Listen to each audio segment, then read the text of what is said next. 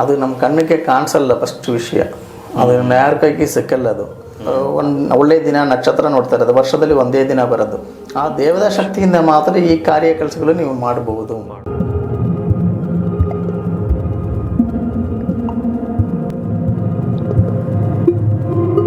ಜ್ಞಾನ ಹೆರ್ಬಲ್ ಮೂಲಿಕೆ ಅದು. ಇದು ನಾಗಸಂಜೀವಿನಿ ತುಂಬ ಇದು ರೇರೆ, ಅದು ಎಲ್ಲರಿಗೂ ಸಿಕ್ಕಲ್ಲದು. ಸಿಕ್ಕಿದೆ ಅಂದರೆ ಅದು ತುಂಬ ಲಕ್ಕದು. ಆವಾಗ ಈ ನಾಗ ಸಂಜೀವಿನಿ ಇಟ್ಕೊಂಡು ನಾವು ಅದನ್ನು ಕಂಟ್ರೋಲ್ ಮಾಡ್ತೀವಿ. ಬಟ್ ಇದನ್ನು ತಗೊಂಡು ಬಂದು ನಮ್ಮ ಶರೀರದಲ್ಲಿ ಇರೋ ಎಲ್ಲ ಪಾರ್ಟ್ಸ್ಗಳನ್ನು ರಿನಿವೇಷನ್ ಥರ, ಅದು ಹೊಸದು ಥರ ಮಾಡ್ಬೋದು. ಆವಾಗ same DNA, same vibration, same ಶಕ್ತಿ ಇರೋ ಒಂದು ಶರೀರಗಳನ್ನು ಅದು ಹುಡ್ಕೊಂಡಿರುತ್ತೆ. ಮ್ಯಾಕ್ಸಿಮಮ್ ಅದು ಲೇಡೀಸನ್ನು ಸೆಲೆಕ್ಟ್ ಮಾಡುತ್ತೆ. ಇದು ಹೆಣ್ಣಸ್ತ್ರಿಗೆ ಕಂಪಲ್ಸರಿ ಫಾಲೋ ಮಾಡಬೇಕು. ಹಾಗೆ ಹೆಣ್ಣಸ್ತ್ರೀಗಳಿಗೆ ಸೇಫ್ಟಿ ಬೇಕಂದರೆ ಯಾವಾಗಲೂ ಅರ್ಶಿನ ಕುಂಕುಮ ಅವ್ರ ಹಣೆಯಲ್ಲಿ ಇರಬೇಕು. ಕೈಗಾಲಲ್ಲಿ ಯಾವಾಗಲೂ ಮೆಹಂದಿ ಇರಬೇಕು. ಯಾವ ಕೆಟ್ಟ ಶಕ್ತಿಗಳು, ದುಷ್ಟಶಕ್ತಿಗಳು ಬರಲ್ಲ ಆ ಥರ.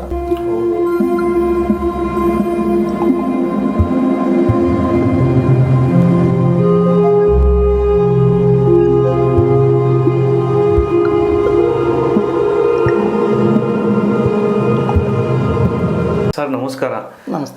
ಸರ್, ಪ್ರತಿ ಸಲ ನಿಮ್ಮ ವಿಡಿಯೋ ಮಾಡೋವಾಗ ಒಂದೊಂದು ಇಂಟ್ರೆಸ್ಟಿಂಗ್ ಟಾಪಿಕ್ಸ್ನ ನೀವು ಹೇಳ್ತಾ ಇರ್ತೀರಾ. ಅಂದರೆ ತುಂಬ ಬುಕ್ಸು ನೀವು ಓದ್ತಾನೆ ಇರ್ತೀರಾ ಅಂತ ನಮಗೆ ಈ ಮೂಲಕ ಗೊತ್ತಾಗ್ತಾ ಇದೆ. ತುಂಬ ಅಂದರೆ ಮತ್ತೆ ವೀಕ್ಷಕರು ಹೋಗಿ ಅದನ್ನ ಚೆಕ್ ಮಾಡ್ಬೋದು. ಅಂದ್ರೆ ಅವರು ನೋಡಿದಾಗ ಅದೊಂದು ಇನ್ಫಾರ್ಮೇಶನ್ ಅವ್ರಿಗೂ ಸಿಗುತ್ತೆ. ಮತ್ತೆ ನೀವು ಹೇಳ್ದಂಗೆ ಒಂದು ದೀಪದಿಂದ ದೀಪ ಹಚ್ಚಬೇಕು ಅಂತ ಹೇಳಿದ್ರಲ್ಲ, ಸೊ ಜ್ಞಾನನ ನಮಗ್ ಕೊಡ್ತಾ ಇದ್ದೀರಾ. ಸೊ ಅದರಿಂದ ಇನ್ನೊಂದಷ್ಟು ಜನಕ್ಕೆ ಜ್ಞಾನ ಅವರು ಪಡ್ಕೊಂಡಂಗೆ ಆಗ್ತಾ ಇದೆ. ಸರ್, ನನ್ನ ಪ್ರಶ್ನೆ ಏನು ಅಂದ್ರೆ, ನಮ್ಮ ಈ ಸಂಚಿಕೆಯಲ್ಲಿ ನೀವು ಈ ಮುಂಚೆ ಆತ್ಮದ ಬಗ್ಗೆ ತಿಳಿಸ್ಕೊಟ್ಟಿದ್ರಿ. ಅಂದ್ರೆ ಒಂದು ಆತ್ಮ ಇರೋವಾಗ, ಅಂದ್ರೆ ನನ್ನ ದೇಹ ಇದೆ, ದೇಹದೊಳಗಡೆ ಒಂದು ಆತ್ಮ ಇದೆ. ಸೊ ಒಂದು ಆತ್ಮದಲ್ಲಿ ಇನ್ನೊಂದು ಆತ್ಮ ಬಂದು ಸೇರ್ಕೊಳ್ಳೋಕೆ ಸಾಧ್ಯನಾ ಅದು? ಮತ್ತೆ ಇವಾಗ ನಮ್ದೊಂದು ದೇಹ ಇದೆ, ಒಂದು ಆತ್ಮ ಇದೆ, ನಾವು ತೀರ್ಕೊಂಡ್ಬಿಟ್ವಿ. ಸೊ ನಾವು ಮತ್ತೆ ಮರುಜನ್ಮ ಪಡ್ಕೊಬೇಕಾದ್ರೆ ಒಂದು ಸಂಜೀವಿನಿ ಅಂತ ಈ ಹಿಂದೆ ಹೇಳಿದ್ರಿ ನೀವು ನಮ್ಮ ಹಿಂದಿನ ಸಂಚಿಕೆಯಲ್ಲಿ. ಸೊ ಆ ಒಂದು ಸಂಜೀವಿನಿ ಮೂಲಕ, ನಾಗ ಸಂಜೀವಿನಿ ಮೂಲಕ ನಾವು ಮತ್ತೆ ಜೀವನ ಪಡ್ಕೋಬೋದಾ? ಸೊ ಇದ್ರ ಬಗ್ಗೆ ಏನಾನ ವಿಷಯ ಹೇಳಕ್ಕಾಗತ್ತಾ ವೀಕ್ಷಕರಿಗೆ? ಸರ್, ಸಂಜೀವಿನಿ ಹೆರ್ಬಲ್ ಬಂದು ತೀರೋಗಿದವರೆಗೂ ಇನ್ನೊಂದು ಜನ್ಮ ಕೊಡೋ ಥರ ಇಲ್ಲ. ಅದು ನೀವು ರಾಮಾಯಣದಲ್ಲೇ ನೋಡಿರ್ಬೋದು. ಯುದ್ಧದಲ್ಲಿ ಅವ್ರ ಕೈಗಳು ಕಟ್ಟಾಗಿದೆ, ರಕ್ತ ತುಂಬ ಆಚೆಗಡೆ ಬಂದು ಅವರು ಆತ್ಮ ಒಳಗಡೆ ಇರಕ್ಕಾಗಲ್ಲ. ಆ ಬಾಡಿ ಫುಲ್ ಡ್ಯಾಮೇಜ್ ಆಗಿದೆ ಮೇಲೆ ಆತ್ಮ ಆಚೆಗಡೆ ಬರುತ್ತೆ. ಒನ್ ಟೈಮ್ ಆ ಬಾಡಿ ಏನು ರೆಡಿ ಆಗಿದೆ ಅಂದರೆ ಆ ಆತ್ಮ ತಿರ್ಗ ಒಳಗಡೆ ಹೋಗ್ಬಿಡುತ್ತೆ. ಇದು ಮಾತ್ರ ರಾಮಾಯಣದಲ್ಲಿ ಮಾಡಿದೆ. ಆಕ್ಚುಲಿ ಇದಕ್ಕೂ ಪ್ರೂಫ್ ಇದೆ, ರಾಮಾಯಣದಲ್ಲಿ ಆಲ್ರೆಡಿ ಆಗಿದೆ ಅಲ್ವಾ. ನಮ್ಮ ರಾಮಾಯಣ ಓದಿದವರಿಗೆ ಗೊತ್ತಿರುತ್ತೆ. ಅದು ಹನುಮನ್ ಬಂದು ಆ ಬೆಟ್ಟ ತಗೊಂಡ್ ಬರ್ತಾನೆ, ಸಂಜೀವಿನಿ ಬೆಟ್ಟ ತಗೊಂಡ್ ಬಂದು ಆ ವಾಸನೆ ಬಂದ ತಕ್ಷಣ ಎಲ್ಲರಿಗೂ ಜೀವ ಬಂದ್ಬಿಡುತ್ತೆ. ಆಗ ಅಸುರರುಗಳಿಗೂ ಜೀವ ಬರಬಾರ್ದು, ಅಸುರರುಗಳಿಗೂ ತಿರ್ಗ ಅವರು ನೆಕ್ಸ್ಟ್ ಜನ್ಮ ತಗೊಳ್ಬಾರ್ದನೆ ತಗೊಂಡೋಗಿ ಸಮುದ್ರದಲ್ಲಿ ಹಾಕ್ಬಿಟ್ಟು ಅಲ್ಲಿ ಅವರು ರಾಮಾಯಣದಲ್ಲಿ ರಾಮ ಜೊತೆ ಬಂದಿದ್ದವರು ಮಾತ್ರ ಅಲ್ಲಿ ಇರ್ತಾರೆ. ಅವಾಗ ಅವರು ರಾಮನ್ ತಮ್ಮ ಲಕ್ಷ್ಮಣನ್ ಕೂಡ ಪ್ರಾಬ್ಲಮ್ ಆಯ್ತು, ಅದು ಸರಿ ಆಯ್ತು. ಆಗ ಸಂಜೀವಿನಿ ಅಂದ್ರೆ ಅದು ಅಷ್ಟು ಪವರ್ಫುಲ್ ಹೆರ್ಬಲ್ ಮೆಡಿಸನ್. ಅದು ನಮ್ಮ ಕಣ್ಣಿಗೆ ಕಾಣಿಸಲ್ಲ ಫಸ್ಟ್ ವಿಷಯ. ಅದು ಯಾರ ಕೈಗೆ ಸಿಕ್ಕಲ್ಲ. ಅದು ಅದಕ್ಕೆ ಗಿಡ ಮೂಲಿಕೆ ಕೂಡ ಗೊತ್ತಿರುತ್ತೆ ಸರ್. ಏನಂದ್ರೆ ಅದಕ್ಕೊಂದು ದೇವದ ಶಕ್ತಿ ಇದೆ. ಮೂಲಿಕೆ ಅಂದ್ರೆ ಅದು ಮೂಲಿ ದೇವದ. ನಮ್ಮ ಗುರುಗಳು ಹೆಂಗೆ ಮಾಡ್ತಾರೆ ಅಂದರೆ, ಫಸ್ಟು ಒಂದು ಒಳ್ಳೆಯ ದಿನ ನಕ್ಷತ್ರ ನೋಡ್ತಾರೆ, ಅದು ವರ್ಷದಲ್ಲಿ ಒಂದೇ ದಿನ ಬರೋದು. ಒಂದು ವರ್ಷದಲ್ಲಿ ಒಂದೇ ದಿನ, ಅದು ಸಿಕ್ಕಿಲ ಪಕ್ಷದಲ್ಲಿ ಅವ್ರು ನೋಡಿ ಆ ಮೂಲಿಕೆಯನ್ನು ತಗೊಳ್ಬೇಕಂದ್ರೆ ಅದಕ್ಕೆ ಕಾಪುನ್ನು ಹೇಳ್ತೀವಿ. ಕಾಪು ಅಂದರೆ ಒಂದು ಮಂದ್ರ ಕಟ್ಟು. ಆ ಮಂದ್ರ ಕಟ್ಟು ಮಾಡಿ ಅದಕ್ಕೆ ಮಂದ್ರ ಜಪ ಮಾಡಿ 48 ದಿನ ಪೂಜೆ ಮಾಡ್ತಾರೆ. 40 ಡೇಸ್ ಪೂಜೆ ಮಾಡಿದ ಮೇಲೆ ಮಾತ್ರ ಆ ಗಿಡಮೂಲಿಕೆಯನ್ನು ಅವರು ತಗೊಂಡು ಬರೋದು. ಏನಂದ್ರೆ ಗಿಡಮೂಲಿಕೆ ತಗೊಂಡಿದ ಮೇಲೆ ಹೋದ್ರೆ ಅದು ಆ ಮೂಲಿ ದೇವತೆ ಅದರಲ್ಲೇ ಇರಬೇಕು. ಅದರಲ್ಲಿ ದೇವದ ಶಕ್ತಿಗಳಿರುತ್ತೆ. ಆ ದೇವದ ಶಕ್ತಿಯಿಂದ ಮಾತ್ರ ಈ ಕಾರ್ಯ ಕೆಲಸಗಳು ನೀವು ಮಾಡಬಹುದು. ಬಟ್ ಇದನ್ನು ತಗೊಂಡು ಬಂದು ನಮ್ಮ ಶರೀರದಲ್ಲಿ ಇರೋ ಎಲ್ಲ ಪಾರ್ಟ್ಸ್ಗಳನ್ನು ರಿನಿವೇಷನ್ ಥರ, ಅದು ಹೊಸದು ಥರ ಮಾಡಬಹುದು.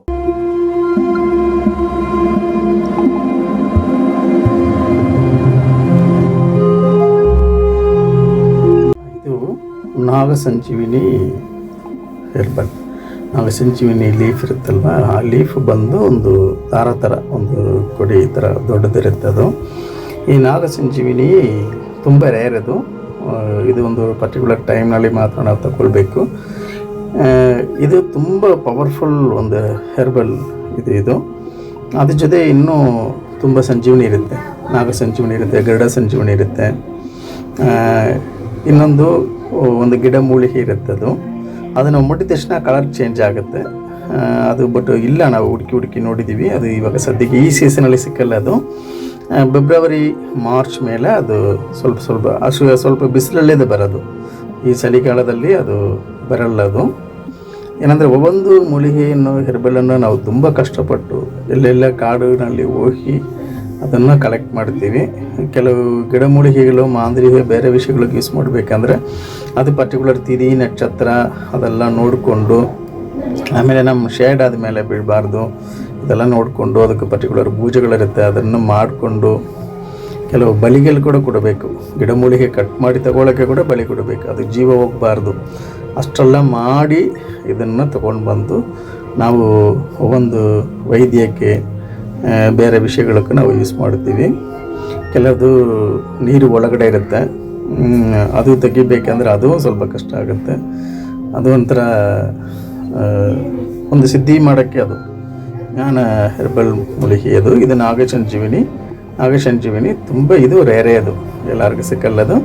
ಸಿಕ್ಕಿದೆ ಅಂದರೆ ಅದು ತುಂಬ ಲಕ್ಕದು. ಕೆಲವು ಟೈಮಲ್ಲಿ ಅದು ಇರುತ್ತೆ, ಕೆಲವು ಕಡೆ ಇರುತ್ತೆ. ಅದು ಜನ್ಮ ಕೊಡೋದಲ್ಲ, ಬಟ್ ನಿಮ್ಮ ಆಯುಷನ್ನು ಜಾಸ್ತಿ ಮಾಡಬಹುದು. ಕಾಯಕಲ್ಪ ಟೆಕ್ನಾಲಜಿ ಇದೆ. ಋಷಿಮಣಿಗಳು ಹೌದು ಸರ್, ಇವಾಗ 1000 years ಋಷಿಮಣಿಗಳು ತಪಸ್ ಮಾಡಿ ಅವರು ಶರೀರ ಶಕ್ತಿಯನ್ನು ಜಾಸ್ತಿ ಮಾಡಿದಾರಲ್ವಾ. ಇವಾಗಲೂ ತುಂಬಾ ಜನ ನೀವು ನೋಡಿರ್ಬೋದು, 100-120 ವರ್ಷದಲ್ಲಿ ಸ್ಟ್ರಾಂಗ್ ಆಗಿರೋ ಎಷ್ಟೋ ಜನಗಳನ್ನ ನಾವು ನೋಡಿದೀವಿ. ಚೆನ್ನಾಗಿರೋ ಅಜ್ಜಿ ತಾತ ನಾವು ನೋಡ್ಕೊಂಡಿದ್ದೀವಿ. ಇವಾಗಲೂ ಕೆಲವ್ರಿಗೆ ನೋಡಿ 35 ವಯಸ್ಸು 25 ವಯಸ್ಸಲ್ಲಿ ನೋವು ಬಂದ್ಬಿಡುತ್ತೆ, ಶುಗರ್, ಏನೇನೋ ಟೆನ್ಷನ್ ಪ್ರಾಬ್ಲಮ್ ಏನೇನೋ ಇರುತ್ತಲ್ವಾ. ನಾನು ಸ್ಟಾರ್ಟಿಂಗಲ್ಲಿ ಅದೇ ಹೇಳಿದ್ದು, ನಿಮ್ಮ ಆರೋಗ್ಯ, ನಿಮ್ಮ ಹೆಲ್ತ್ ಎಷ್ಟು ಪರ್ಫೆಕ್ಟ್ ಇರುತ್ತೋ ಅಷ್ಟು ನಾಲೆಜು, ಅಷ್ಟು ಶಕ್ತಿ, ಅಷ್ಟು ಎನರ್ಜಿ ಎಲ್ಲ ನೀವು ನೋಡ್ಬೋದು, ಎಲ್ಲ ತಗೊಳ್ಬೋದು. ಆಗ ಮೇಯ್ನ್ ರೀಸನ್ ಏನಂದರೆ ಸರ್, ನಿಮ್ಮ ದೇಹಂ ಆತ್ಮ ಅದು ಒಂದು ಪವರ್, ಅದು ಹಂಗೆ ಇರುತ್ತೆ, ಅದಕ್ಕೆ ಏನೂ ಆಗಲ್ಲ, ಅದಕ್ಕೆ ಡ್ಯಾಮೇಜೇ ಇಲ್ಲ. ಎಲ್ಲಿ ಬೇಕಂದ್ರೆ ಆತ್ಮಕ್ಕೆ ಏನೂ ದೋಷ ಆಗಲ್ಲ. ಬಟ್ ಯಾವ ರೀತಿಯಲ್ಲಿ ಇನ್ನೊಂದು ಆತ್ಮ ಬರುತ್ತೆ ಅಂದರೆ, ಕೆಲವ್ರಿಗೆ ಮಾತ್ರ ಶರೀರದಲ್ಲಿ ಶಕ್ತಿಗಳು, ಶರೀರ ಶಕ್ತಿ ಜಾಸ್ತಿ ಇರುತ್ತೆ. ಒಂದು ಅವರು ಒಳಗಡೆ 12 ಶ್ರವಣಗಳನ್ನ ಬರುತ್ತೆ. ಇದು ಕರಡ ಪುರಾಣದಲ್ಲಿ ಇರೋ ವಿಷಯ. ಗರುಡ ಪುರಾಣ ಅದಕ್ಕೆ ಇಟ್ಕೊಂಡು ಹೇಳ್ತೀನಿ. ಇದು ಮಹಾವಿಷ್ಣು ಗರುಡದೇವನಕ್ಕೆ ಹೇಳಿದ ವಿಷಯಗಳು. ಈ ಗರುಡ ಪುರಾಣದಲ್ಲಿ ಅವರು ಹೇಳಿದ್ದಾರೆ 12 ಶ್ರವಣರ ಅಂದರೆ ಅದು ದೇವತೆಗಳು, ಅವರ ದೇವರೇ. ಅದು ಯಮಧರ್ಮರಾಜನಕ್ಕೂ ಅವರು ಉಪದೇವತೆ ಥರ. ಅವ್ರು ಏನಂದರೆ ಎಲ್ಲರ ಜೊತೆ ಸುತ್ತಕೊಂಡಿರ್ತಾರೆ. ನೀವು ಏನೇನು ಪಾಪ ಪುಣ್ಯ ಸೆಕೆಂಡ್ ಏನೇನು ಮಾಡ್ತೀರೋ ಎಲ್ಲ ಅವರು ಬರೆದು ಚಿತ್ರಗುಪ್ತನಕ್ಕೂ ಕೊಟ್ಬಿಡ್ತಾರೆ. ಅದು ಅವ್ರಿಗೆ ಇವ್ರಿಗೂ ಇರೋ ಕನೆಕ್ಷನ್ ಅದು. ಆಗ ಒಂದು ಆತ್ಮಕ್ಕೆ ಎಷ್ಟು ವರ್ಷ ಅವನಿಗೆ ಈ ಭೂಮಿಯಲ್ಲಿ ಇರಬಹುದೋ ಅವರು ಲೆಕ್ಕ ಇಟ್ಕೊಂಡು ಆ ಆತ್ಮ ಮನುಷ್ಯ ಶರೀರದಿಂದ ಆಚೆಗಡೆ ಬಂದ ಮೇಲೆ ಆತ್ಮಗಳನ್ನು ಕರ್ಕೊಂಡು ಹೋಗಿ ಯಮಲೋಕದಲ್ಲಿ ಅವರು ಒಂದು ಎನ್ಕ್ವೈರಿ ಥರ ವಿಚಾರಣೆ ಅಲ್ಲಿ ಇರುತ್ತೆ. ಈ ಆತ್ಮಕ್ಕೆ ಏನೇನು ಪಾಪ ಕರ್ಮ ಪುಣ್ಯ ಕರ್ಮ ಎಲ್ಲ ನೋಡಿಕೊಂಡು ತಿರ್ಗಾ ಬಂದು ಬಿಟ್ಟು ಹೋಗ್ಬಿಡ್ತಾರೆ. ಅದಕ್ಕೆ ಅವರು ಒಂದೊಂದು ಗುಳದಲ್ಲಿ, ಒಂದೊಂದು ಗೋತ್ರದಲ್ಲಿ ಒಂದೊಂದು ದಿನ ಇರುತ್ತೆ. ಮ್ಯಾಕ್ಸಿಮಮ್ 11 days ಆಗಲೇಬೇಕು. 11 days ಆಗಿದೆ ಮೇಲೆ ಮಾತ್ರ ಒಂದು ಆತ್ಮಕ್ಕೆ ಬೇರೆ ಬೇರೆ ರೂಪಗಳು ತಗೊಂಡು ಆಮೇಲೆ ಅದು ಅಲ್ಲಿ ತಿರ್ಗಾ ಟ್ರಾವೆಲ್ ಮಾಡ್ಕೊಂಡಿರುತ್ತೆ. ಇದು ಜನರಲ್ ಕನ್ನಡ ಪುರಾಣದಲ್ಲಿ ಇರೋ ವಿಷಯ. ಕನ್ನಡ ಪುರಾಣ ಓದಿದವರೆಗೆ ಇದು ಗೊತ್ತಿರುತ್ತೆ. ಬಟ್ ಆತ್ಮ ಅದು ಒಂದು ಟೈಮ್ ದುರ್ಮರಣ ಆಯ್ತಾ ಅಂದ್ರೆ, ದುರ್ಮರಣ ಅಂದ್ರೆ ಇದು ಮಧ್ಯದಲ್ಲೇ ಏನೋ ಅವ್ರ ಶರೀರ ಕಟ್ಟಾಗಿದೆ, ಶರೀರದಲ್ಲಿ ಇರೋಕ್ಕಾಗಲ್ಲ ಅಂದ್ರೆ ಅದು ಆತ್ಮ ಆಚೆ ಕಡೆ ಬಂದ್ಬಿಡುತ್ತೆ. ಈ ಶ್ರವಣರುಗಳು ಆ ಆತ್ಮಗಳನ್ನು ಎಲ್ಲೇ ಕರ್ಕೊಂಡು ಹೋಗೋಕ್ಕಾಗಲ್ಲ. ಏನಂದ್ರೆ ಅವ್ರಿಗೂ ಮೆಸೇಜ್ ಬಂದಿಲ್ಲ ಅಂದ್ರೆ ಅವ್ರು ಏನು ಮಾಡಲ್ಲ, ಅವರು ಹಂಗೆ ಬಿಟ್ಬಿಡ್ತಾರೆ. ಅವಾಗ ಈ ಆತ್ಮ ಸುತ್ತಕೊಂಡಿರುತ್ತೆ. ಅವಾಗ same DNA, same vibration, same ಶಕ್ತಿ ಇರೋ ಒಂದು ಶರೀರಗಳನ್ನು ಅದು ಹುಡ್ಕೊಂಡಿರುತ್ತೆ. ಮ್ಯಾಕ್ಸಿಮಮ್ ಅದು ಲೇಡೀಸನ್ನು ಸೆಲೆಕ್ಟ್ ಮಾಡುತ್ತೆ. ಏನಂದ್ರೆ ಲೇಡೀಸ್ಗೆ ಮಾತ್ರ ಗರ್ಭಸ್ಥಾನವಿದೆ. ಆ ಗರ್ಭಸ್ಥಾನದಲ್ಲಿ ಮಗು ಬರುತ್ತಲ್ವಾ, ಅಲ್ಲೇ ಮಗು ಆಗೋ ಚಾನ್ಸಸ್ ಇರುತ್ತೆ. ಆಗ ಅಲ್ಲಿ ಹೋಗಿ ಇದು ಕುತ್ಕೊಳ್ಳುತ್ತೆ. ಅದಕ್ಕೆ ಲೇಡೀಸ್ಗೂ ದೆವ್ವ ಬಂದಿದೆ ಅಂದರೆ ಮೈನ್ ಅವರು ಹೊಟ್ಟೆಯಲ್ಲಿ ಹೋಗಿ ಆತ್ಮ ಸೇರಿಸ್ಬಿಡುತ್ತೆ. ಅದು ಹೋಗಿದ್ದು ಅವ್ರಿಗೆ ಅವಾಗ ಇಮಿಡಿಯೇಟ್ಲಿ ಗೊತ್ತಾಗಲ್ಲ. ಅದು ಲೇಡೀಸ್ ಹೆಂಗೆ ಅಂದರೆ ಅವ್ರಿಗೆ ಮಂತ್ಲಿ ಡೇಟ್ ಪ್ರಾಬ್ಲಮ್ ಯಾವಾಗ ರಾಂಗ್ ಬರುತ್ತೋ ಅವಾಗ ಅವ್ರು ಕೇರ್ಫುಲ್ಲಾಗಿ ಇಮಿಡಿಯೇಟ್ಲಿ ಹೋಗಿ ಚೆಕ್ ಮಾಡಬೇಕು. ಕೆಲವ್ರಿಗೆ ಡೇಟ್ ಆಗಲ್ಲ, ಕೆಲವ್ರಿಗೆ ಮ್ಯಾರೇಜ್ ಆಗಿದವ್ರಿಗೆ ಇದು ಎಫೆಕ್ಟ್ ಆಗುತ್ತೆ, ಮಕ್ಕಳಾಗಲ್ಲ. ಇಲ್ಲಾಂದ್ರೆ ಬಾಡಿ ಉಷ್ಣ ಜಾಸ್ತಿ ಆಗುತ್ತೆ. ಶರೀರದಲ್ಲಿ ರೋಮಗಳು ಸ್ವಲ್ಪ ಒಂಥರ ಬರುತ್ತೆ ಅವ್ರಿಗೆ. ಗಂಡ ಆತ್ಮ ಬಂದ ತಕ್ಷಣ ರೋಮಗಳು ಸ್ವಲ್ಪ ಜಾಸ್ತಿ ಆಗುತ್ತೆ.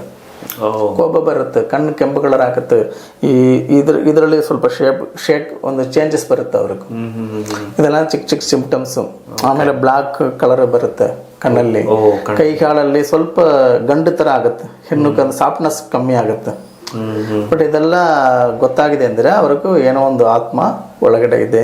ಇದು ನೋಡಿಕೊಂಡು ಸ್ವಲ್ಪ ಸ್ವಲ್ಪ ಮಾತ್ರ ಅದು ರಿಮೂವ್ ಮಾಡಬೇಕು. ಅದು ಕೆಲವ್ರಿಗೆ ಏನಂದರೆ ಗೊತ್ತಿಲ್ಲ, ಅದು ಅವ್ರು ಏನೇನೋ ಹೊಡೆದು ಏನೇನೋ ಮಾಡಿ ದೆವ್ವ ಕಳಿಸ್ತೀನಿ ಬಿಟ್ಟು ಮಾಡಿಬಿಡ್ತಾರೆ. ಬಟ್ ನಿಮ್ಮ ಒಳಗಡೆ ಆತ್ಮ ಕೂಡ ಒಂದು ಸಮಯದಲ್ಲಿ ಆಚೆಗಡೆ ಹೋಗ್ಬೋದು. ಅದು ಒಂಥರ ತಪ್ಪು ಕೂಡ ಆಗಿಬಿಡುತ್ತೆ. ಹಾಗಾಗಿ ಆತ್ಮ ವಿಷಯದಲ್ಲಿ ತುಂಬ ಕೇರ್ಫುಲ್ಲಾಗಿ ಹ್ಯಾಂಡಲ್ ಮಾಡಬೇಕು. ಏನಂದರೆ ಬಂದಿದ್ದ ಆತ್ಮ ಯಾರು, ಏನು, ಹೆಂಗೆ, ಅದು ಏನು ರೀಸನಿಂದ ಅದು ಬಂದಿದೆ. ಮ್ಯಾಕ್ಸಿಮಮ್ ಆತ್ಮಗಳಿಗೆ ತೀರೋಗಿದೆ ಅದು ಜ್ಞಾಪಕ ಇರಲ್ಲ. ಅದು ಜ್ಞಾಪಕ ಇದೆ ಅಂದರೆ ತುಂಬ ಕೇಸ್ಗಳು ನಾವು ಕ್ಲೋಸ್ ಮಾಡ್ಬೋದು. ಅದು ಜ್ಞಾಪಕ ಇರಲ್ಲ. ಏನಂದ್ರೆ ನಾನು ತುಂಬ ಆತ್ಮಗಳ ಹತ್ರ ಮಾತಾಡಿದ್ದೀನಿ, ಅದು ತೀರೋಗಿದ ವಿಷಯಗಳು ಮಾತ್ರ ಅದು ಹೇಳೋಕ್ಕೆ ಸಾಧ್ಯ ಆಗಲ್ಲ, ಗೊತ್ತಿಲ್ಲ ಅದಕ್ಕೂ. ಬೇರೆದೆಲ್ಲ ಹೇಳುತ್ತೆ, ಅವರ ಹೆಸರು ಹೇಳುತ್ತೆ, ಊರ ಹೆಸರು ಹೇಳುತ್ತೆ, ಅವ್ರ ಫ್ಯಾಮಿಲಿ ಹೆಸರು ಹೇಳುತ್ತೆ, ಅದೆಲ್ಲ ಹೇಳುತ್ತೆ. ಬಟ್ ಈ ಥರ ವಿಷಯಗಳು ಮಾತ್ರ ಅದಕ್ಕೆ ಗೊತ್ತಿಲ್ಲ. ಆಗ ಆತ್ಮ ವಿಷಯದಲ್ಲಿ ಅದು ಒಂದು ಮಹು ಥರ. ಅದಕ್ಕೆ ಕೆಲವು ಮೂಲಿಕೆಗಳನ್ನು ಅದಕ್ಕೆ ಬೇಕು ಸರ್, ಇಲ್ಲ ಅಂದರೆ ಅದು ಸರಿ ಮಾಡೋಕ್ಕಾಗಲ್ಲ. ಆವಾಗ ಈ ನಾಗ ಸಂಜೀವಿನಿ ಇಟ್ಕೊಂಡು ನಾವು ಅದನ್ನು ಕಂಟ್ರೋಲ್ ಮಾಡ್ತೀವಿ.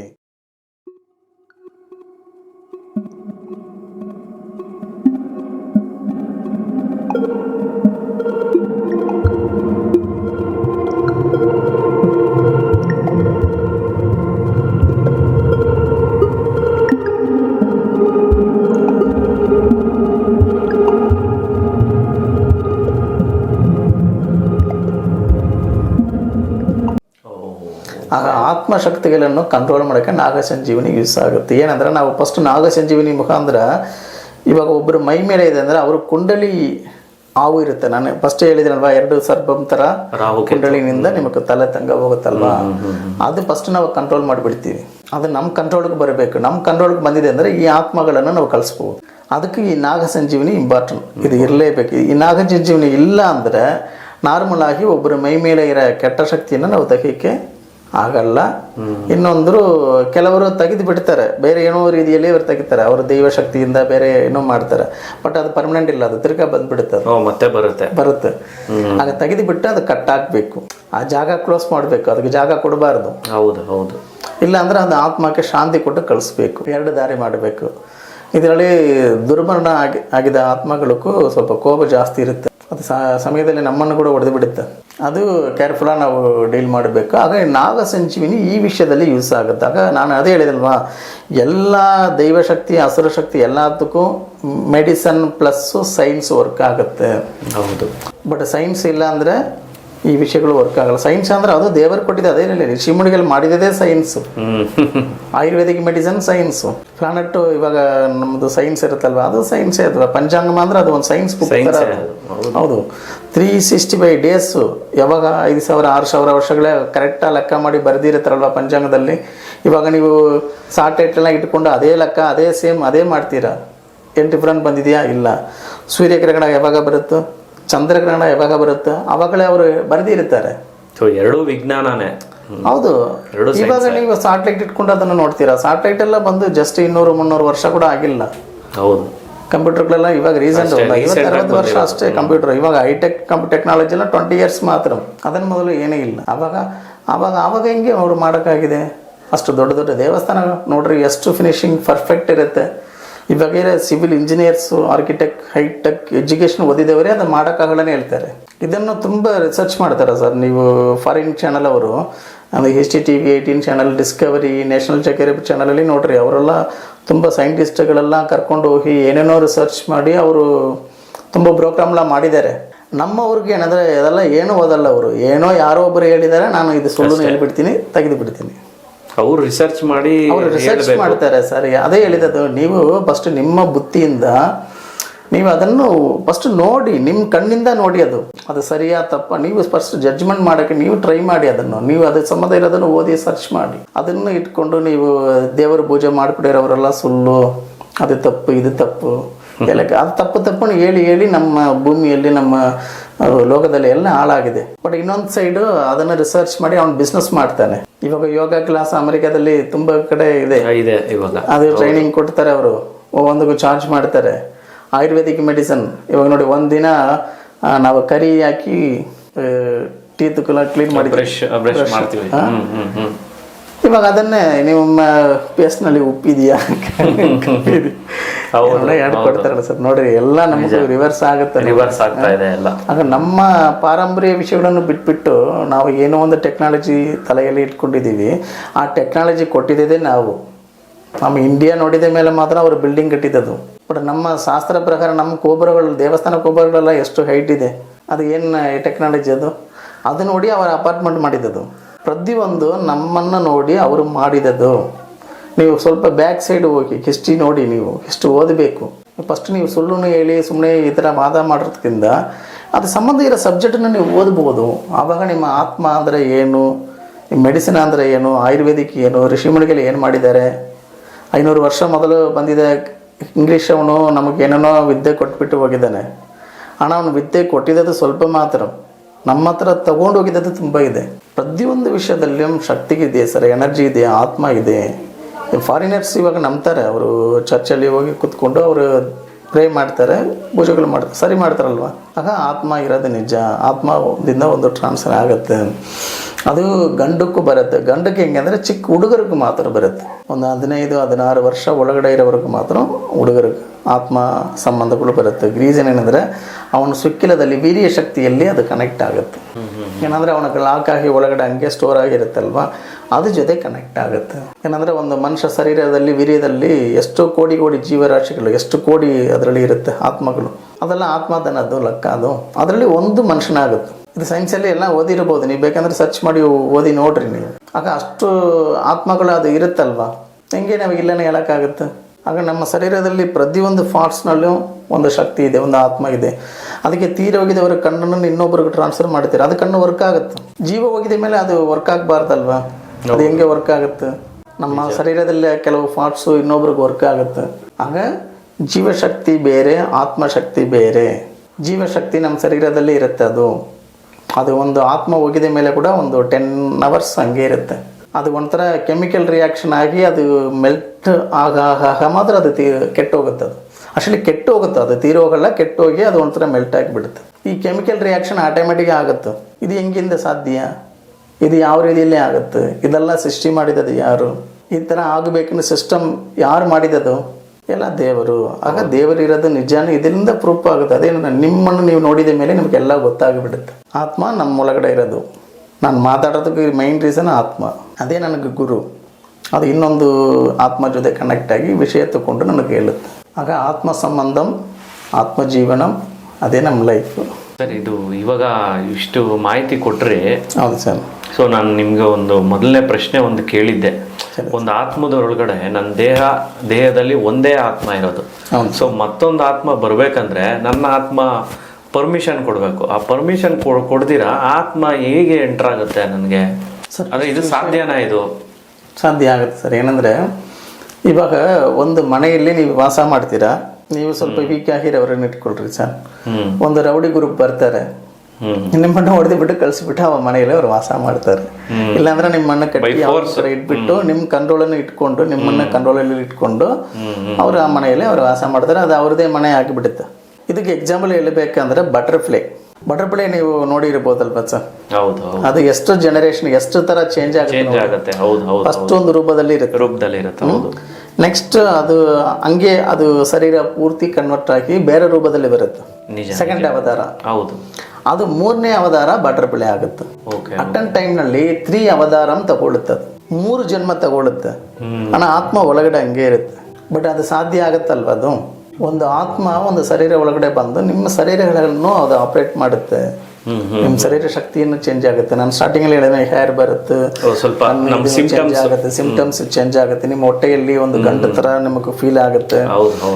ಕೆಲವು ಹೆಣ್ಣು ಆತ್ಮ ಜೊತೆ ಬಂದ ಮೇಲೆ ಕೂಡ ಆ ಹೆಣ್ಣು ಸಂಬಂಧ ಇರೋ ರೂಪಗಳು ಇವರಿಗೆ ಬರುತ್ತೆ. ಸ್ವಲ್ಪ ಅದು ನಿಮ್ಮ ಬ್ಯಾಕ್ಟೀರಿಯಾ ಚೇಂಜ್ ಆಗುತ್ತೆ. ಹಂಗೆ ನಮ್ಮೊಳಗಡೆ ಇರೋ ಜೀನ್ಗಳು, ಬ್ಯಾಕ್ಟೀರಿಯಾಗಳು, ಒಳ್ಳೆ ಬ್ಯಾಕ್ಟೀರಿಯಾಗಳು ಚೇಂಜ್ ಆಗುತ್ತೆ. ಕೆಲವು ಬ್ಯಾಡ್ ಬ್ಯಾಕ್ಟೀರಿಯಾಸ್ ರಿಮೂವ್ ಆಗುತ್ತೆ. ಅದರಲ್ಲಿ ಒಳ್ಳೇದು ಕೂಡ ಆಗುತ್ತೆ. ಏನಂದ್ರೆ ನನ್ನ ಕಸ್ಟಮರ್ ಒಬ್ರು, ಅವ್ರ ಪೇಷಂಟ್ ಅವರು ಒಂಥರ ಸ್ವಲ್ಪ ಮೆಂಟಲ್ ಪೇಷಂಟ್, ಪ್ಲಸ್ ಅವ್ರಿಗೆ ಬೇರೆ ರೀತಿಯಲ್ಲಿ ಪ್ರಾಬ್ಲಮ್ ಇದೆ. ಈ ಪ್ರಾಬ್ಲಮ್ ಇರೋವ್ರಿಗೆ ಏನಾಗಿದೆ ಅಂದರೆ ಒಂದು ಆತ್ಮ ಒಳಗಡೆ ಬಂದು ಸೇರಿಸ್ಕೊಂಡು ಅದು ಬಂದು ಹಂಗೆ ಬಂದಿದೆ. ಅದು ನನಗೆ ಗೊತ್ತಾಯಿತು ಅಂದರೆ ಸ್ವಲ್ಪ ಒಂದು 2-3 ತಿಂಗಳಲ್ಲಿ ಅವರು ನನ್ನ ಹತ್ರ ಬಂದಿದ್ದು ಗೊತ್ತಾಗಿದೆ. ನಾನು ಅವ್ರ ಹತ್ರ ಹೇಳಿದೆ ಏನಂದ್ರೆ, ನೋಡಮ್ಮ ನಿಮ್ಮದು ಶರೀರದಲ್ಲಿ ಒಂದು ಕೆಟ್ಟ ಶಕ್ತಿ ಇದೆ, ನಿಮಗೆ ಓಕೆ ಅಂದರೆ ನಾನು ರಿಮೂವ್ ಮಾಡ್ತೀನಿ. ಆಮೇಲೆ ನಿಮ್ಮ ಅವ್ರ ತಾಯಿ ತಂದೆ ಎಲ್ಲ ಕರ್ಕೊಂಡು ಬಂದಿದ್ದಾರೆ. ಕರ್ಕೊಂಡು ಬಂದಿದ್ದ ಮೇಲೆ ನಾನು ಚೆಕ್ ಮಾಡಿದ್ದೇನೆ. ಚೆಕ್ ಮಾಡಿ ನಾನು ಹೇಳಿದ್ದೇನೆ ಅಂದರೆ, ಇವಾಗ ನಾನು ರಿಮೂವ್ ಮಾಡಲ್ಲ, ಅದು ಒಂದು 6 ತಿಂಗಳು ಬಿಟ್ಬಿಡ್ರಿ. ಏನಂದ್ರೆ ನನಗೆ ಗೊತ್ತಾಗಿದೆ ಈ ಆತ್ಮ ಕೆಟ್ಟದ್ದು ಮಾಡಲ್ಲ, ಅದು ಇದರಿಂದ ಈ ಹುಡುಗಿಯವರೆಗೂ ಒಳ್ಳೇದಾಗುತ್ತೆ. ಓ, ಆ ಥರ ಒಳ್ಳೇದು ಆಗುತ್ತೆ. ಆತ್ಮ ಅಂದ್ರೆ ನಂತರ ಅದೊಂದು ಶರೀರ ಇಲ್ಲದ ಮನುಷ್ಯ ಅಷ್ಟೇ. ಆತ್ಮ ಏನ್ ಮಾಡಿದ್ದಾರೆ ಅಂದ್ರೆ, ಅದು ಆತ್ಮ ಬಂದ ಮೇಲೆ ಇವರು ಆಮೇಲೆ ಚೆನ್ನಾಗಿ ಊಟ ಮಾಡಿದ್ದಾರೆ, ಚೆನ್ನಾಗಿ ನಿದ್ರೆ ಮಾಡ್ತಾರೆ. ಆಟೋಮೆಟಿಕ್ ಇವರು ಶರೀರದಲ್ಲೇ ಇರೋ ಎಲ್ಲ ಪಾರ್ಟ್ಸ್ಗಳನ್ನು ರಿನಿವೇಶನ್ ಒಂಥರ ಆಕ್ಟಿವೇಟ್ ಆಗಿದೆ, ಚೆನ್ನಾಗಿ ವರ್ಕ್ ಆಗಿದೆ, ನಾಲೆಜಲ್ಲಿ ಇಂಪ್ರೂವ್ಮೆಂಟ್ ಆಗಿದೆ ಅಲ್ಲ. ಅವಳು ಒಂದು ಏನೋ ಒಂದು ಎಕ್ಸಾಮಲ್ಲಿ ಅವರು ಫಸ್ಟ್ ರ್ಯಾಂಕ್ ಅಲ್ಲಿ ಬಂದಿದ್ದಾರೆ ಅವರು. ನೋಡಿ ಸರ್, ಅಷ್ಟೆಲ್ಲ ಮಾಡಿದ ಆತ್ಮ ಒಳ್ಳೇದಾಯ್ತು. ಅವ್ರಿಗೂ ಹೈ ಲೆವೆಲ್ಗೆ ಬಂದಿದ್ದಾರೆ ಅವರು. ಆಮೇಲೆ 1 ವರ್ಷ ಬಿಟ್ಟು ಅವರು ಬಂದಿದ ಮೇಲೆ ನಾನು ಚೆಕ್ ಮಾಡಿದ್ದೀನಿ. ನಾನು ಹೇಳಿದ್ದೇನೆಂದರೆ, ಇಲ್ಲಮ್ಮ ಈ ಆತ್ಮ ನಿಮ್ಮ ಜೊತೆ ಇರೋದೇ ಬೆಸ್ಟ್ ಅದು. ಬಟ್ ಏನಂದ್ರೆ ನಾನು ಅದನ್ನು ಕಟ್ಟಾಕ್ತೀನಿ ಅಂದರೆ ಅದು ಒಳಗಡೆ ಯಾವಾಗ ಬೇಕೋ ಆವಾಗ ಮಾತ್ರ ಅದು ಬರೋದ ಥರ ಮಾಡ್ತೀನಿ. ಕಾರಣ ಏನಂದರೆ, ನಿಮ್ಮ ಲೈಫಲ್ಲಿ ಅದು ಲೈಫ್ ಎಂಜಾಯ್ ಮಾಡ್ಕೊಂಡಿರುತ್ತಲ್ವಾ, ಆಗ ನಿಮ್ಗೂ ಲೈಫಲ್ಲಿ ಆಗಬಾರ್ದು. ಆಗ ನೀವು ನಿಮ್ಮ ಲೈಫ್ ನೋಡಬೇಕು. ಆಗ ಅದರ ಹತ್ರ ಮಾತಾಡಿದ ಮೇಲೆ ಅದು ಹೇಳಿದ್ದು ಏನಂದ್ರೆ, ಸರಿ ಮಂತ್ಲಿ ಒಂದು 3 ಡೇಸ್ ಮಾತ್ರ ನಾನು ಇರ್ತೀನಿ, 3 ದಿನ ಇರ್ತೀನಿ. ಯಾವಾಗ ಆ ಹುಡುಗಿಯವ್ರಿಗೂ ಮ್ಯಾರೇಜ್ ಆಗುತ್ತೋ ಆವಾಗ ನಾನು ಬಿಟ್ಟು ಹೋಗ್ಬಿಡ್ತೀನಿ. ಬಟ್ ಮ್ಯಾರೇಜ್ ಆಗಿದ ಮೇಲೆ ಮಾತ್ರ ಒಂದೇ ಇರಬೇಕು. ಅದು ಆಕ್ಚುಲಿ ಅದಕ್ಕೆ ಏನಂದರೆ, ಹಳೆ ಕಾಲದಲ್ಲಿ ಲೇಡೀಸ್ ಆಚೆ ಕಡೆ ಹೋಗ್ಬೇಕಂದ್ರೆ ಕಾಲಲ್ಲಿ ಚೈನ್ ಆಗಬೇಕು, ಕೈ ಕಾಲಲ್ಲಿ ಮೆಹಂದಿ ಆಗಬೇಕು, ಕೂದಲನ್ನು ಕಟ್ಕೊಂಡು ಹೋಗ್ಬೇಕು, ಅರ್ಶಿನ ಪುಡಿಯಲ್ಲಿ ಸ್ನಾನ ಮಾಡಬೇಕು, ಯಾವಾಗಲೂ ಹಣೆಯಲ್ಲಿ ಕುಂಕುಮ ಇರಬೇಕು. ಇದು ಹೆಣ್ಣುಸ್ತರಿ ಕಂಪಲ್ಸರಿ ಫಾಲೋ ಮಾಡಬೇಕು. ಬಟ್ ಈ ಕಾಲದಲ್ಲಿ ಯಾರು ಫಾಲೋ ಮಾಡಿಲ್ಲ. ಇವಾಗಿನ ಯಂಗ್ಸ್ಟರ್ಸ್ ಯಾರು ಫಾಲೋ ಮಾಡ್ತಾ ಇಲ್ಲ. ಇದಕ್ಕೆ ಮೇನ್ ರೀಸನ್ ಈ ಆತ್ಮ ಸಂಬಂಧಗಳು ಬರಬಾರ್ದು, ಕೆಟ್ಟ ಆತ್ಮಗಳು ಯಾವುದು ಮುಟ್ಟಬಾರ್ದು ಅನ್ನೋದಕ್ಕೆ ತೊಂದರೆವಾಗಬಾರ್ದು. ಇದಕ್ಕೆಲ್ಲ ಮಾಡಿದೆ ಈ ವಿಷಯಗಳು.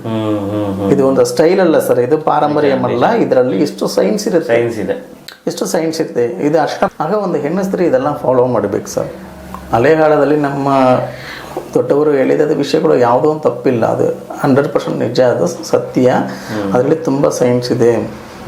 ಒಬ್ಬರು ಮೈನಲ್ಲಿ ಅರ್ಶಿನ ಕುಂಕುಮ ಹಣೆಯಲ್ಲಿ ಇದೆ ಅಂದರೆ ಅವರನ್ನು ಯಾರು ಕಂಟ್ರೋಲ್ ಮಾಡೋಕ್ಕಾಗಲ್ಲ. ಇವಾಗ ನೋಡಿ ಸರ್, ಕೆಟ್ಟ ಶಕ್ತಿಯಿಂದ ತುಂಬ ಜನ ಕಂಟ್ರೋಲ್ ಮಾಡ್ತಾರೆ. ದೆವ್ವ ಇಟ್ಕೊಂಡು ಕೂಡ ಕಂಟ್ರೋಲ್ ಮಾಡ್ಬೋದು, ಶೈತಾನ್ ಭೂತಗಣಗಳು ಇಟ್ಕೊಂಡು ಕಂಟ್ರೋಲ್ ಮಾಡ್ಬೋದು. ಕೆಲವ್ರಿಗೆ ಮೈ ಮೇಲೆ ನ್ಯಾಚುರಲ್ ಆಗಿ ಒಂದು ಪವರ್ ಇರುತ್ತೆ, ಬಟ್ ಅವರನ್ನು ಮಿಸ್ಯೂಸ್ ಮಾಡಬಾರ್ದು. ಆಗ ಹೆಣ್ಣು ಸ್ತ್ರೀಗಳಿಗೆ ಸೇಫ್ಟಿ ಬೇಕಂದ್ರೆ ಯಾವಾಗಲೂ ಅರ್ಶಿನ ಕುಂಕುಮ ಅವ್ರ ಹಣೆಯಲ್ಲಿ ಇರಬೇಕು. ಇದೇ ಥರ ವೀಕ್ಲಿ 1 ಟೈಮ್, ಶುಕ್ರವಾರ ಇಲ್ಲ ಮಂಗಳವಾರ ಯಾವುದೋ 1 ದಿನ 2 ದಿನ ಕೂಡ ಮಾಡ್ಬೋದು, ಅರ್ಶಿನ ಪುಡಿಯಲ್ಲಿ ಸ್ನಾನ ಮಾಡಬೇಕು. ಅದು ಒಂದು. ಕೈಗಾಲಲ್ಲಿ ಯಾವಾಗಲೂ ಮೆಹಂದಿ ಇರಬೇಕು. ಮೆಹಂದಿ ಅಂದ್ರೆ ನ್ಯಾಚುರಲ್ ಮೆಹಂದಿ. ಅದು ಒಂದು ಗಿಡ ಮೂಲಿಕೆ. ಅದು ನನ್ನ ಸ್ಟಾರ್ಟಿಂಗಲ್ಲಿ ಹೇಳಿದ್ದೀನಿ. ಅದಕ್ಕೆ ಅಷ್ಟು ಪವರ್ ಇದೆ. ಯಾವ ಕೆಟ್ಟ ಶಕ್ತಿಗಳು ದುಷ್ಟಶಕ್ತಿಗಳು ಬರಲ್ಲ ಹತ್ರ. ಇಷ್ಟೆಲ್ಲ ಒಂದು ವೆರಿ ಪವರ್ಫುಲ್ ಒಂದು ಮೆಡಿಸಿನ್ ಅದು. ದೆವ್ವ ಕಟ್ ಮಾಡೋಕ್ಕೆ, ದೆವ್ವನ್ನು ಕಂಟ್ರೋಲ್ ಮಾಡೋಕ್ಕೆ ಮೆಹಂದಿ. ಇವಾಗ ಮಾಂತ್ರಿಕದಲ್ಲಿ ಮ್ಯಾಕ್ಸಿಮಮ್ ದೆವ್ವ ಕಳ್ಸೋಕ್ಕೆ ಅದನ್ನೇ ನಾವು ಯೂಸ್ ಮಾಡ್ತೀವಿ. ಹೌದಾ? ನೋಡಿದ ತಕ್ಷಣ ಭಯ ಆಗುತ್ತೆ. ಅಷ್ಟು ವರ್ಕ್ ಮಾಡುತ್ತೆ ಅದು. ಅದು ನ್ಯಾಚುರಲ್ ಮೆಹಂದಿ ಇರಬೇಕು. ಈ ಥರ ಕೆಮಿಕಲ್ ರಿಯಾಕ್ಷನ್ ಇದೆಲ್ಲ ಆಗುತ್ತೆ ಸರ್. ಅದಕ್ಕೆ ಕೆಮಿಕಲ್ ತಗೊಳ್ಬೇಡ, ಒರಿಜಿನಲ್ ಮೆಹಂದಿ ಯೂಸ್ ಮಾಡಿ. ಅರ್ಶಿನ ಪುಡಿಯಲ್ಲಿ ಅಷ್ಟು ಪವರ್ ಇದೆ. ಕುಂಕುಮ ಅದು ಪರಿಹಾರಂ ಜೊತೆ ಅದು ಲೆಮನ್ ಮಿಕ್ಸ್ ಆಗಿ ಬರೋದೆ ಅರ್ಶಿನ. ಅದು ಒಂದು ಕುಂಕುಮ, ಅದು ಒಂದು ಮೆಡಿಸಿನೇ ಅದು. ಅದೇ ಥರ ಕೂದಲು ಕಟ್ಕೊಂಡು ಇರಬೇಕು. ಏನಂದರೆ ಯಾವುದೋ ಒಂದು ಕೂದಲು ನಿಮ್ಮ ಕೆಳಗಡೆ ಬಿತ್ತು, ಅದು ಯಾರೊಬ್ಬರು ದುಷ್ಟಶಕ್ತಿ ಮುಟ್ಕೊಂಡು ಹೋಗಿದೆ ಅಂದರೆ ನಿಮಗೆ ಅದು ಇಮಿಡಿಯೇಟ್ಲಿ ಕನೆಕ್ಟ್ ಆಗುತ್ತೆ. ಅದಕ್ಕೆ ದೇವಸ್ಥಾನ ಹೋಗಿ ನೀವು ದರ್ಶನ ಮಾಡಬೇಕಂದ್ರೆ ಕೂದಲು ಕಟ್ಕೊಂಡು ಹೋಗಬೇಕು ಆ ಕಾಲದಲ್ಲಿ. ಇವಾಗ ನಾರ್ತ್ನಲ್ಲಿ ನೋಡಿ, ಅವರು ಫುಲ್ ಕವರ್ ಮಾಡ್ಕೊಂಡೇ ಹೋಗ್ತಾರೆ. ಅದಕ್ಕೆ ಮೈನ್ ರೀಸನ್ ಅದೇ, ಕೂದಲುಗಳ ಕೆಳಗಡೆ ಬಿಡಬಾರ್ದು. ಅದು ಒಂದು ರೀಸನ್. ಅದೇ ಥರ ದೇವಸ್ಥಾನ ಒಳಗಡೆ ಹೋಗಿ ತುಂಬ ಜನ ಮಾತಾಡ್ಕೊಂಡೇ ಹೋಗ್ತಾರೆ. ನಮ್ಮ ಬಾಯಿಯಿಂದ ಬರೋ ನೀರು ಅಲ್ಲಿ ಬರಬಾರ್ದು. ಅದಕ್ಕೆ ಏನಂದ್ರೆ ದೇವಸ್ಥಾನ ಒಳಗಡೆ ಹೋಗಿ ಜಾಸ್ತಿ ಮಾತಾಡಬಾರ್ದು. ಇಷ್ಟೆಲ್ಲ ಒಂದು ಕಟ್ಟುಪಾಡು. ಏನಂದ್ರೆ ನಮ್ಮ ಜೊತೆ ಪುಣ್ಯಾತ್ಮಗಳು ಸುತ್ಕೊಂಡಿರುತ್ತೆ ಅಲ್ಲಿ. ಆತ್ಮಕಲ್ ಮೇಲೆ ನಮ್ಮ ನೀರು ಬೀಳಬಾರ್ದು ಅಂತ. ಅದು ಆತರ. ಅದಕ್ಕೆ ಶುದ್ಧವಾಗಿ ನಾವು ದೇವಸ್ಥಾನ ಹೋಗ್ಬೇಕು.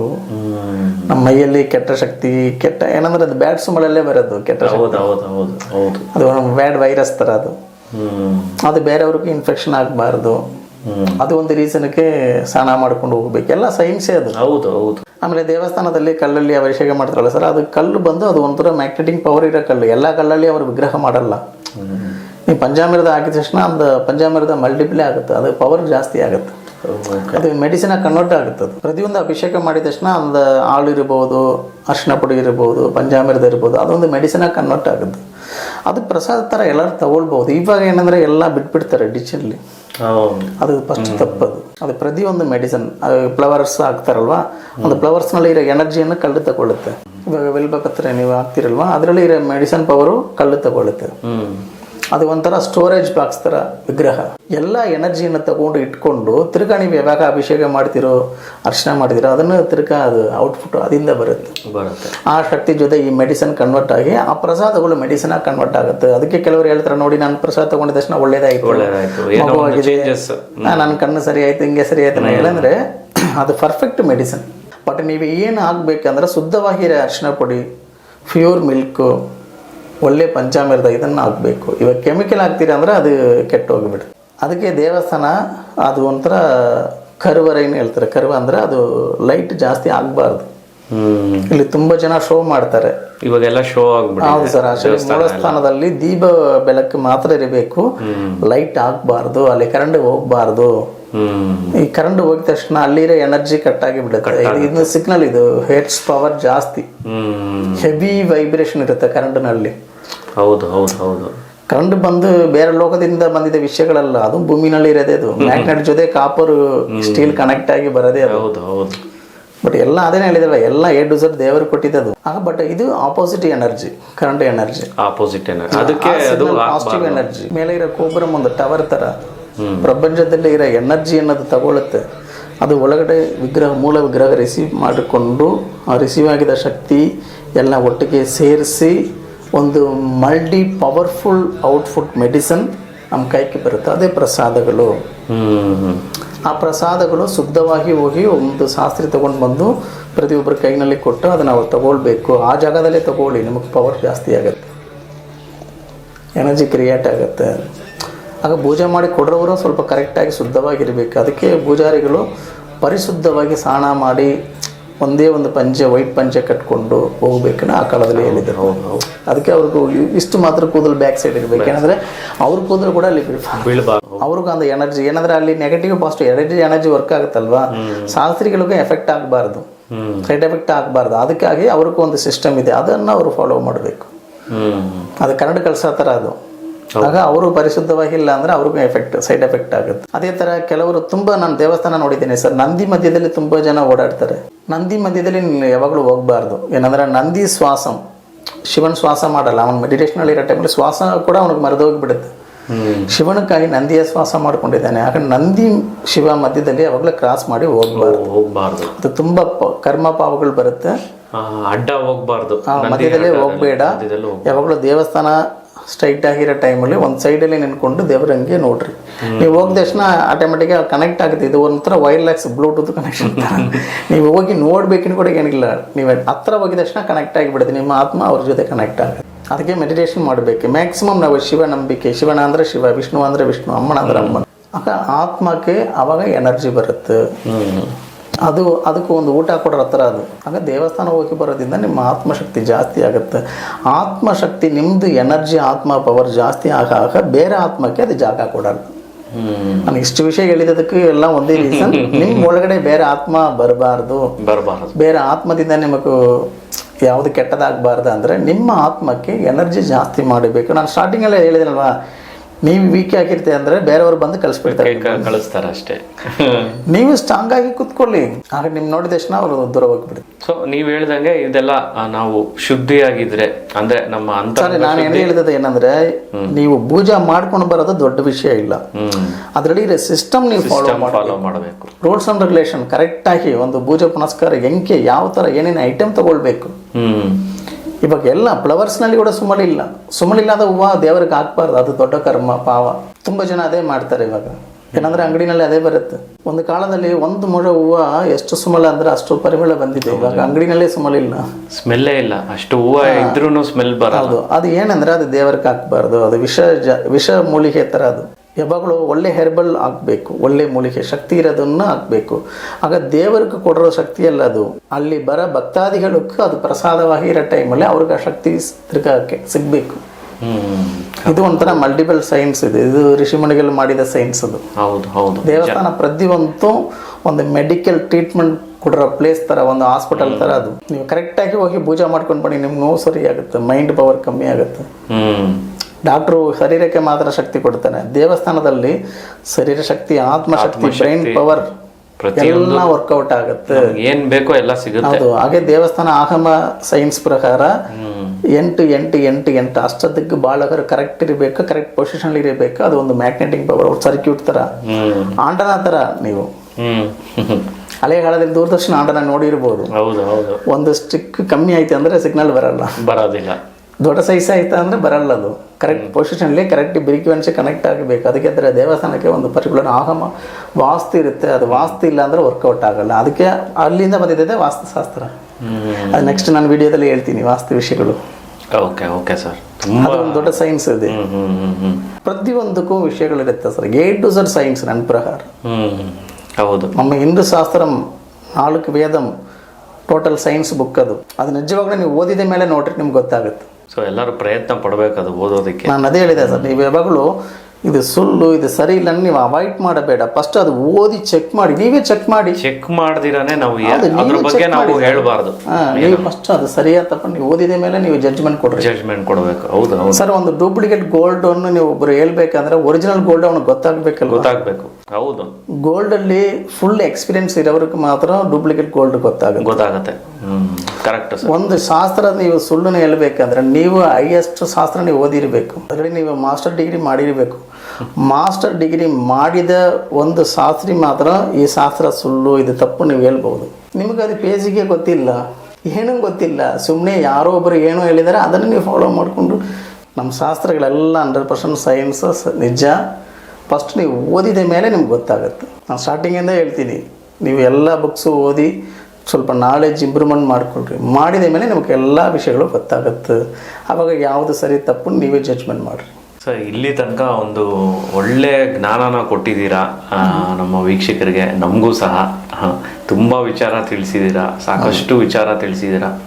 ಇನ್ನು ಮುಂದಿನ ಒಂದು ಸಂಚಿಕೆಗಳಲ್ಲಿ ಇನ್ನಷ್ಟು ಇದೇ ರೀತಿಯಾದಂತಹ ಮಾಹಿತಿನ ತಿಳಿಸ್ಕೊಡ್ಬೇಕು ನಮ್ಮ ಚಾನಲ್ಗೆ ಅಂತ ಹೇಳ್ತಾ. ಖಂಡಿತ ಇನ್ನೂ ಒಳ್ಳೆ ವಿಷಯಗಳು ನಾನು ಹೇಳ್ತೀನಿ. ಅದು ಸಸ್ಪೆನ್ಸ್ ವಾಚ್ ಮಾಡಿ, ನೀವು ಈ ಚಾನಲನ್ನು ಫಾಲೋ ಮಾಡಿರಿ.